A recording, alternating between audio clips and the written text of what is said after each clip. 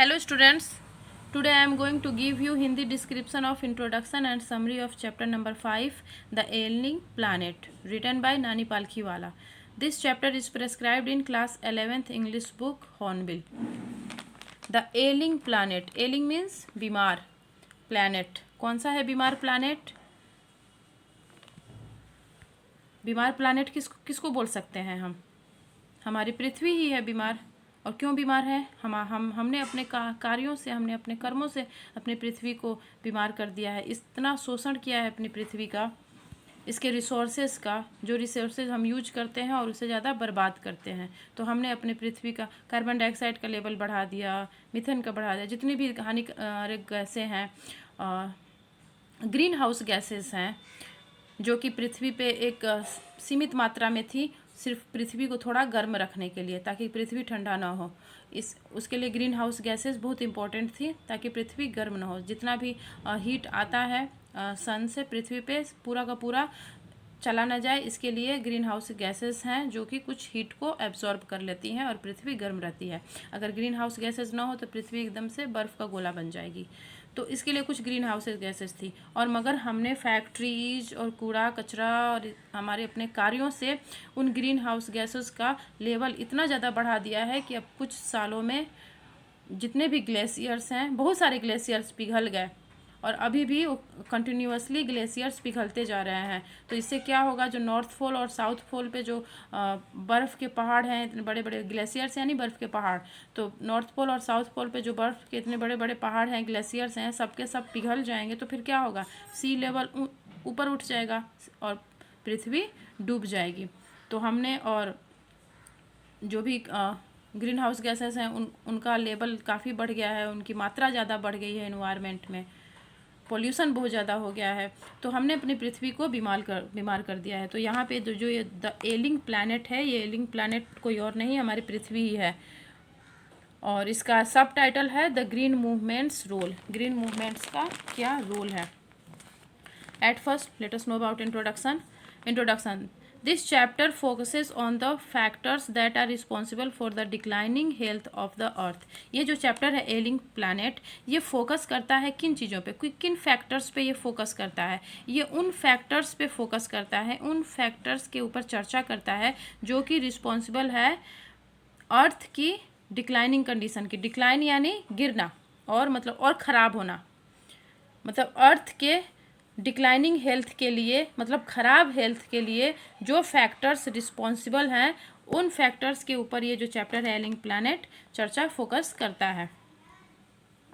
The chapter was originally an article written by Nani Palkhiwala which was published in newspaper The Indian Express on November 23rd, 1994. Actually ये जो chapter है ये एक ऐसे है, ये आर्टिकल का एक एक्सेप्ट है. एक्चुअली नानी पालखीवाला ने 23 नवंबर 1994 में द इंडियन एक्सप्रेस में एक आर्टिकल उन्होंने लिखा था, जो कि इंडियन एक्सप्रेस में 23 नवंबर 1994 को पब्लिश हुआ था. उसी आर्टिकल का एक भाग है, पूरा आर्टिकल नहीं है, उस आर्टिकल के कुछ भाग को इस हॉर्नबिल में द एलिंग प्लैनेट के नाम से पब्लिश किया गया है.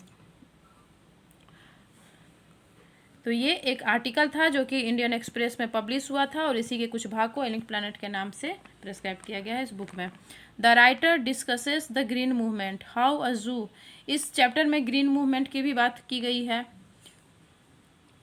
फिर उसके बाद एक जू की चर्चा हुई जाम्बिया में एक जू था. जू जानते ही हो, चिड़ियाघर जहाँ जानवरों को रखा जाता है और लोग जाते हैं, देखते हैं. तो उस जू में एक केज था, खाली केज था. Zoo in Zambia declared human being as world's most dangerous animal. तो जाम्बिया के उस जू में ये चीज़ डिक्लेयर किया गया था, एक जगह लिखा हो गया था the most dangerous animal in the world, दुनिया का सबसे डेंजरस एनिमल. और उस केज में एक मिरर रखा हुआ था, यानी जो भी उस केज में जाएगा उस डेंजर एनिमल को देखने के लिए उसको अपना चेहरा ही मिरर में दिखाई देगा. और ये एक मैसेज था कि दुनिया का सबसे डेंजरस एनिमल कौन है? इंसान ही है. The writer also focuses on over population, deforestation and what should be our responsibility towards the environment. इस चैप्टर में और इन सब बातों की भी चर्चा हुई है। ओवर पॉपुलेशन, जो दिन पर दिन इतनी जनसंख्या बढ़ती जा रही है, जो ये जनसंख्या विस्फोट हुआ है दुनिया में, भारत में भी खास करके, तो इस जनसंख्या विस्फोट के ऊपर चर्चा है।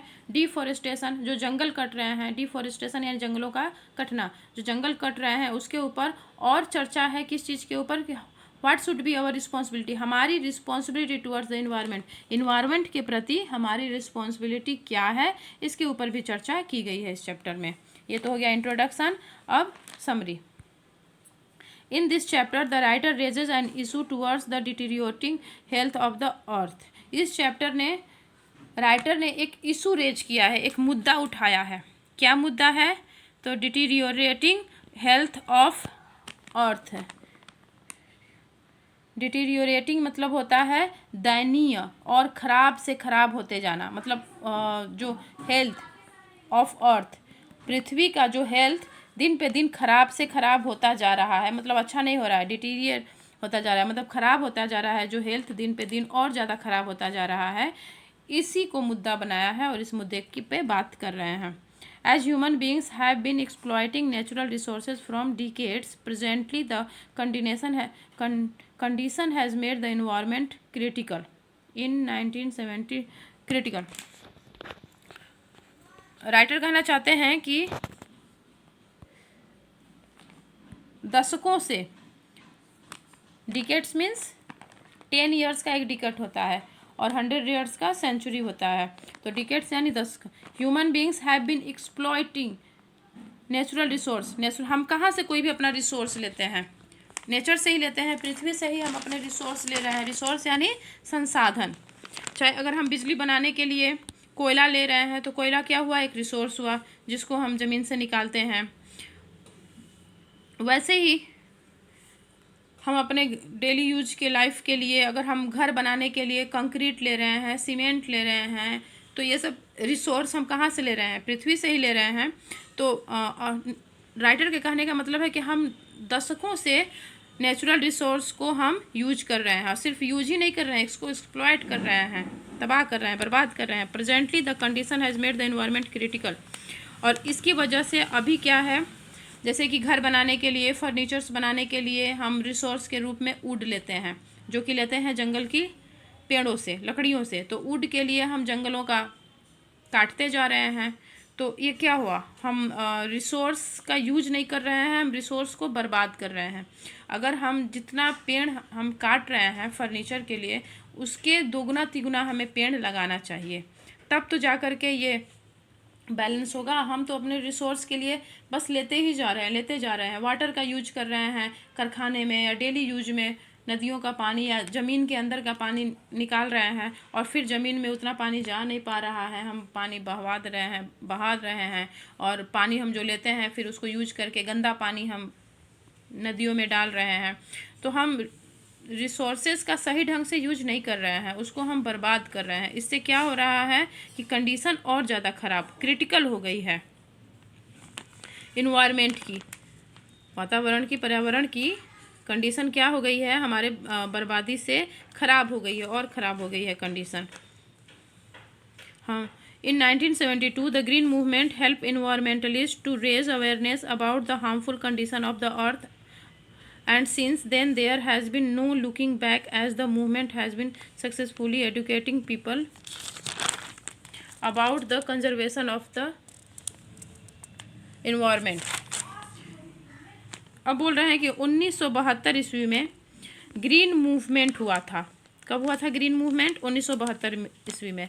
1972 ईस्वी में जो ग्रीन मूवमेंट हुआ था, उसने इन्वायरमेंटलिस्ट, वो लोग जो इन्वायरमेंट के प्रति काफ़ी जागरूक हैं, इन्वायरमेंट को बचाने में कुछ न कुछ कर रहे हैं, लगे हुए हैं, उनको बोलते हैं इन्वायरमेंटलिस्ट। तो इन्वायरमेंटलिस्ट को ग्रीन मूवमेंट काफ़ी हेल्प किया।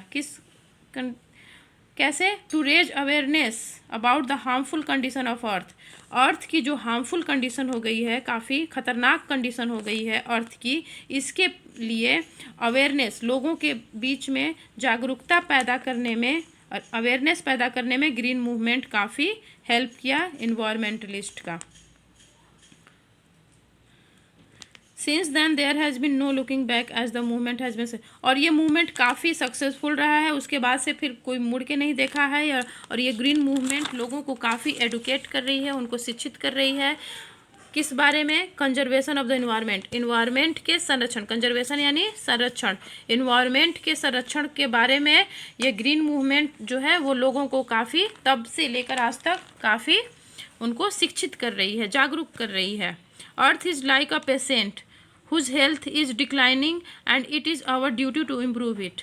आगे बोल रहे हैं कि हमारी अर्थ क्या है? एक पेशेंट की तरह हो गई। हमारी खूबसूरत अर्थ आज के डेट में एक रोगी हो गई है, पेशेंट हो गई है, जिसका हेल्थ डिक्लाइनिंग, खराब से मतलब हेल्थ उसका सुधर नहीं रहा है, खराब ही होता जा रहा है। और ये हमारी ड्यूटी है कि उसके हेल्थ को इम्प्रूव किया जाए, उसके हेल्थ को सही किया जाए। जैसे कि हम जंगल काट रहे हैं, तो जितना जंगल काट रहे हैं उतना हमें पेड़ लगाने भी चाहिए, नहीं तो फिर क्या होगा? कार्बन डाइऑक्साइड बहुत ज़्यादा बढ़ जाएगा वातावरण में, और बढ़ ही रहा है। तो कार्बन डाइऑक्साइड के ज़्यादा बढ़ने से हेल्थ ख़राब हो गया है अर्थ का और हमारा भी। तो ये हमारी ड्यूटी है कि इसके हेल्थ को, पृथ्वी के हेल्थ का हम ध्यान रखें। इन 1987 ईस्वी में the term sustainable development was used by the world commission on environment and development. 1987 ईस्वी में एक नया वर्ड आया, ये वर्ड था सस्टेनेबल डेवलपमेंट, जो कि इन्वायरमेंट और डेवलपमेंट कमीशन द्वारा यूज किया गया। क्या है मतलब इस सस्टेनेबल डेवलपमेंट का? तो वैज्ञानिकों के पास अब करें क्या? पृथ्वी की अगर हम डेवलपमेंट कर रहे हैं तो उस डेवलपमेंट करने में पृथ्वी का स्वास्थ्य खराब हो रहा है। पृथ्वी मतलब हमारा इन्वायरमेंट पोल्यूटेड होता जा रहा है डेवलपमेंट करने में। इतनी सारे कारखाने, गाड़ियाँ, व्हीकल्स ये सब जो चल रहे हैं और इतना सारा धुआं ये सब रिलीज करते हैं, स्मोक रिलीज करते हैं, तो इसकी वजह से पृथ्वी का स्वास्थ्य खराब हो रहा है, मतलब हमारा इन्वायरमेंट पोल्यूटेड हो रहा है। तो क्या किया जाए? डेवलपमेंट रोक दिया जाए, हम फिर से पुराने ज़माने में पाषाण युग में चले जाएं, जैसे लोग जंगलों में रहते थे, नो डेवलपमेंट एकदम से वैसे रहें। तो ये तो कोई तरीका नहीं है। तो उन्होंने सस्टेनेबल डेवलपमेंट, नहीं डेवलपमेंट हो, ठीक है, जो डेवलपमेंट हो रही है वो होनी चाहिए, मगर वो डेवलपमेंट कैसी होनी चाहिए? सस्टेनेबल। सस्टेनेबल यानी कि उसको सस्टेन किया जा सके, मतलब आगे ऐसा, मतलब हम रिसोर्सेज का, पृथ्वी पे जितने भी रिसोर्सेज हैं, चाहे वो एयर हो, वाटर हो, हीट हो, या पृथ्वी के अंदर, ज़मीन के अंदर से हम जो निकाल रहे हैं ऑयल या मटेरियल, जो भी कोयला या जो भी चीज़ें हम मेटल्स ये सब जो निकाल रहे हैं डेवलपमेंट के नाम पे, डेवलपमेंट करने के लिए, तो डेवलपमेंट तो होना चाहिए, मगर सस्टेनेबल डेवलपमेंट मतलब ये सब इतनी मात्रा में निकले, मतलब बर्बाद ना हो, इतना निकले कि आगे की जनरेशन भी उसका यूज कर सके। अंधाधुंध तरीके से नहीं हमें रिसोर्सेज का यूज करना चाहिए, और रिसोर्सेज का यूज इस तरह से करना चाहिए कि यूज भी करें और उसको बचा के भी रखें आगे की जनरेशन के लिए। जैसे कि पानी का यूज करें हम अपने डेली यूज में या फैक्ट्रीज़ में, सब चीज़ों में, मगर पानी को पॉल्यूट ना करें। और यूज करने में पॉल्यूट हो जा रहा है तो उस पानी को फिर से साफ़ करके, उसको साफ़ करके फिर से यूज करें। जैसे पानी, गंदा पानी फैक्ट्रीज से जो निकलता है तो उसको फिर से फिल्टराइज करके उसको फिर से यूज किया जाए। पीने में, फैक्ट्रीज़ का गंदा पानी पीने में यूज नहीं होगा, फिल्टराइज करने के बाद भी पीने में यूज नहीं होगा, मगर कपड़े धोने में, नहाने में, सिंचाई में, बाकी सब चीज़ों में तो यूज हो ही सकता है। उसके अंदर जो ख़तरनाक केमिकल्स हैं उसको फिल्टर करके उसको निकाल दिया जाए, और उसको अच्छे से कहीं भी उसका कहीं अच्छे से उसको ऐसे ही खुले में ना फेंक दिया जाए, या नदियों में ऐसे ना, जो भी केमिकल्स हैं, हार्मफुल केमिकल्स हैं, उनको नदियों में ऐसे ना बहाया जाए। मतलब फैक्ट्रीज़ का गंदा पानी को पहले रिफाइन, उसको फिल्टराइज करके उसके हार्मफुल केमिकल्स का कहीं व्यवस्था करके उसको कहीं अंदर दबा के और फिर उस पानी को यूज किया जाए। ऐसे वही पानी बार बार यूज होगा, तो इससे ज़्यादा पानी भी बर्बाद नहीं होगा। मतलब पानी को बार बार फिल्टराइज करके यूज किया जाए, और हार्मफुल केमिकल्स नदी में, तालाब में, कहीं भी, या रोड पे कहीं भी खुले में ऐसे न फेंक दिए जाए। कचरा ही है जो भी हम यूज कर रहे हैं तो उसका भी सही ढंग से निपटारा होना चाहिए। ऐसे ही ओपन में हार्मफुल चीज़ें नहीं फेंकनी चाहिए। मतलब सस्टेनेबल डेवलपमेंट का यही मतलब है। अभी नहीं कि घर बनाने के लिए या फर्नीचर के लिए, किसी भी चीज़ के लिए पेड़ों की अंधाधुंध कटाई हो, जंगल का पूरा कटाई कर दो, ऐसे नहीं, एक सिस्टमेटिक ढंग से हो कि हाँ इतना ही काटना है और इतना जितना काट रहे हैं उतना लगाएं, और जितना हम लगाएं वो फिर उतना बढ़ा तब काटें, मतलब सस्टेन करें, मतलब आगे की जनरेशन जो हमारी आने वाली जनरेशन है वो भी इन चीज़ों का उपयोग कर सके, कम से कम मात्रा में यूज करें। और जिन चीज़ों को हम मतलब कर सकते हैं, पैदा कर सकते हैं, जैसे पेड़ उगा सकते हैं, तो अब ये नहीं कि काट करके और फिर वहाँ पे उस ज़मीन को ऐसे ही बैरन छोड़ दें, उस ज़मीन पे पेड़ लगा दें ताकि वो 15-20 साल बाद फिर वो लकड़ी हो जाए तैयार। तो इसको बोलते हैं सस्टेनेबल डेवलपमेंट। ये एक आइडिया आया है कि डेवलपमेंट होना चाहिए मगर सस्टेनेबल ढंग से। A zoo, Lukasa, Zambia has a cage in which a sign reads the world's most dangerous animal and inside there is a mirror. Zambia में एक जू है जिसका नाम है लुकासा। वहाँ पे एक पिंजरा, खास करके सारे पिंजरों में कोई ना कोई जानवर है मगर एक पिंजरा में कोई जानवर नहीं है, और उस पिंजरे में एक बड़ा सा मिरर, शीशा रखा हुआ है और उसके ऊपर लिखा हुआ है the world's most dangerous animal, दुनिया का सबसे खतरनाक आदमी। और उसमें जो भी जातना है देखते हैं कि कौन खतरनाक है, दुनिया का सबसे खतरनाक जानवर कौन सा है देखने जाता है, तो उसको अपनी ही इमेज, अपना ही चेहरा उस बड़े से मिरर में दिखाई देता है। यानी कि एक तरह से सिंबॉलिक ढंग से एक मैसेज है कि दुनिया का सबसे खतरनाक जानवर इंसान ही है, इंसान से खतरनाक कोई नहीं है, क्योंकि यही पृथ्वी को नष्ट कर रहा है। बाकी सब जानवर पृथ्वी को नष्ट नहीं कर रहे हैं, वो बाकी सब जानवर रिसोर्सेज का यूज भी करते हैं तो सस्टेनेबल ढंग से, जितना उनको ज़रूरत होता है उतना ही यूज करते हैं। It gives a message that human beings are the most dangerous animal. ये मैसेज देता है कि ह्यूमन बींग सबसे खतरनाक जानवर है। Branded Commission raised accusation, are we to leave our successor a scorched planet of advancing deserts, impoverished land and ailing environment?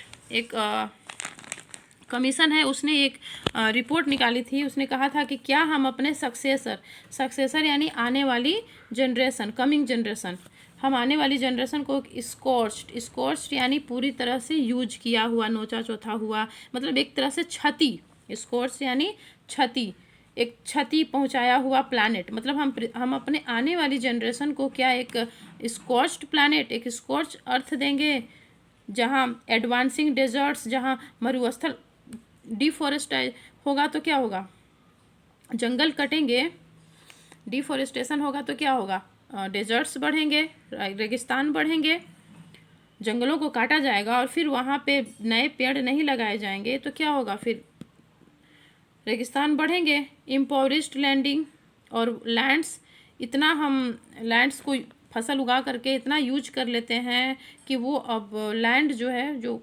उपजाऊ भूमि थी, अब इम्पोवरिश्ड हो रही है, मतलब कमज़ोर हो रही है, उसके अंदर का पोषक तत्व, ज़मीन के अंदर का पोषक तत्व भी कम हो रहा है। और एलिंग इन्वायरमेंट, बीमार पर्यावरण, क्या इस तरह का हम देना चाहते हैं अपनी आने वाली जनरेशन को? क्या आने वाली जनरेशन का कोई अधिकार नहीं है पृथ्वी पे? उनको हम एक तरह से स्कॉच्ड अर्थ देंगे। There are 4 principal biological system that form the foundation of the global economic system. अब आगे बता रहे हैं कि इस ग्लोबल इकोनॉमिक सिस्टम के 4 पिलर्स हैं, 4 मेन फाउंडर हैं, बायोलॉजिकल सिस्टम है, चार बायोलॉजिकल सिस्टम है जिससे ये हमारा पूरा पृथ्वी इन्वायरमेंट चल रहा है। फर्स्ट है फिशरीज यानी जैसे समुद्रों में ढेर सारी मछलियाँ पाई जाती हैं तो वो हो गया फिशरीज। ग्रासलैंड, घास के मैदान, और फॉरेस्ट, जंगल, और क्रॉपलैंड जहाँ हम फसलें उगाते हैं, धान, गेहूँ, बाकी इत्यादि सब, दालें, ये सब जो उगाते हैं वो हो गया क्रॉपलैंड। मतलब पूरी पृथ्वी को 4 भागों में बांट दिया गया है जो मेन है, जिससे ये इकोनॉमिकल सिस्टम है, यहीं से हमें सारा, मछली का भी बहुत सारे लोगों की जीविका मछली से चलती है। समुद्र के किनारे जितने भी सिटीज़, गांव बसे हैं, वहाँ के लोगों की आजीविका फिशरीज से ही, मछली से ही चलती है। मतलब इकोनॉमिक सिस्टम का, ग्लोबल इकोनॉमिक सिस्टम के ये 4 पिलर्स हैं, 4 कंपोनेंट्स हैं। बहुत सारे लोगों का इस वर्ल्ड में फिशरीज से, मछली से ही आजीविका चलती है। बहुत सारे लोगों के घास के मैदान में वो पशु पालते हैं, पशुओं को चराते हैं घास के मैदानों में, और उनसे उनका जीविका चलता है। बहुत सारे लोगों की जीविका फॉरेस्ट पे ही टिकी हुई है। बहुत सारी जनजातियां हैं जो फॉरेस्ट में रहती हैं और फॉरेस्ट से उनकी जीविका चलती है। और मैक्सिमम, सबसे ज़्यादा लोगों की जीविका चलती है क्रॉपलैंड से। These four systems also provide food and raw material for industries except for minerals and synthetics. और ये जो 4 एरिया हैं ये हमें फूड के साथ साथ फूड तो देते ही हैं, फिशरीज, ग्रासलैंड, फॉरेस्ट और ये हमें फूड देते हैं, फूड के साथ साथ रॉ मटेरियल देते हैं इंडस्ट्रीज़ के लिए। जो बड़ी बड़ी इंडस्ट्री चल रही है उसका रॉ मटेरियल यानी कच्चा माल भी इन्हीं 4 जगहों से आता है, except for minerals and synthetic, mineral और सिंथेटिक इंडस्ट्री को छोड़ करके। With this systems becoming unsustainable, fisheries will collapse, the forest will slowly disappear, grassland will turn into barren wasteland and cropland will become worse. अगर इनके पर हम ध्यान न दें, इनका बहुत ज़्यादा शोषण हो, बहुत ज़्यादा इनका यूज हो अनवांटेड, तो क्या होगा फिर? फिशरीज ख़त्म हो जाएंगी। फिशरीज का सबसे बड़ा स्रोत है समुद्र। समुद्र में ही सबसे ज़्यादा मात्रा में मछलियाँ पाई जाती हैं और बड़े बड़े जहाज़ों पे लो करके बहुत सारे लोग मछलियों को निकालते हैं वहाँ से। तो फिशरीज़ का अगर बहुत ज़्यादा अनसस्टेनेबल ढंग से अगर फिशरीज़ को यूज किया जाए, मतलब जितनी मछलियाँ मार रहे हैं और उनको आगे फिर बढ़ने का मौका ना दिया जाए, तो क्या होगा? समुद्र से भी मछलियाँ डिसअपियर हो जाएंगी, कोलैप्स हो जाएंगी, ख़त्म हो जाएंगी फिर मछलियाँ। फॉरेस्ट का अंधाधुंध तरीके से अगर यूज किया जाए तो फॉरेस्ट भी डिसअपियर हो जाएंगे, ख़त्म हो जाएंगे। ग्रासलैंड बैरन वेस्टलैंड बन जाएगा। बैरन वेस्टलैंड मतलब जहाँ कोई भी वनस्पति नहीं पैदा होती है, बैरन। तो जो ग्रासलैंड है, बड़े बड़े घास के मैदान है, वो वेस्टलैंड बन जाएंगे। और क्रॉपलैंड भी एकदम वर्स बन जाएंगे, खराब हो जाएंगे। मतलब क्रॉपलैंड की जो मिट्टी है अनुपजाऊ हो जाएगी, वहाँ कोई क्रॉप पैदा ही नहीं होगा। In poor countries forest are becoming cut down. गरीब देशों में क्या हो रहा है कि फॉरेस्ट काटा जा रहा है। गरीब देशों में क्या करते हैं लोग? फॉरेस्ट का काट काट करके खेत बना लेते हैं, उसमें खेती करते हैं फॉर फ्यूल वुड। गरीब देशों में क्या होता है? फ्यूल वुड मतलब घर में जो चूल्हा जलता है या कुछ भी जलता है उसके लकड़ियों के लिए फॉरेस्ट काटा जाता है, which is use for cooking purpose, जो कि खाना बनाने में यूज होता है। धनी देशों में नहीं, धनी देशों में तो LPG गैस है, मगर जो गरीब देश हैं या ऐसे देश जहाँ धनी और गरीब दोनों हैं, तो जो गरीब लोग हैं उनको LPG सिलेंडर बहुत महंगा पड़ता है, तो क्या करते हैं? जंगल से लकड़ी काट के अपना चूल्हा जलाते हैं। There are some areas where the cost of fuel wood is more than the cost of food. और कहीं कहीं ऐसे एरिया हैं कि जहाँ खाना से महंगा खाना पकाने वाली लकड़ी मिलती है। It is leading to deforestation at an alarming rate. और इससे क्या होता है कि डिफॉरेस्टेशन बढ़ता है, जंगलों का विनाश बढ़ता है। One of the reasons for the exploitation of the environment is the increasing population. और सबसे बड़ा कारण है, इन सारे कारणों में एक कारण है इन्वायरमेंट के पोल्यूटेड होने का, इन्वायरमेंट के एक्सप्लॉयट होने का, ख़राब होने का कारण है इंक्रीजिंग पॉपुलेशन। हमारी जनसंख्या इतनी ज़्यादा बढ़ती जा रही है, जितनी जनसंख्या होगी उतना ही ज़्यादा रिसोर्सेज चाहेगा, उतना ही ज़्यादा फूड चाहेगा, उतना ही ज़्यादा वुड चाहेगा। तो फिर क्या होगा? फॉरेस्ट कटेंगे और पोल्यूशन भी बढ़ेगा।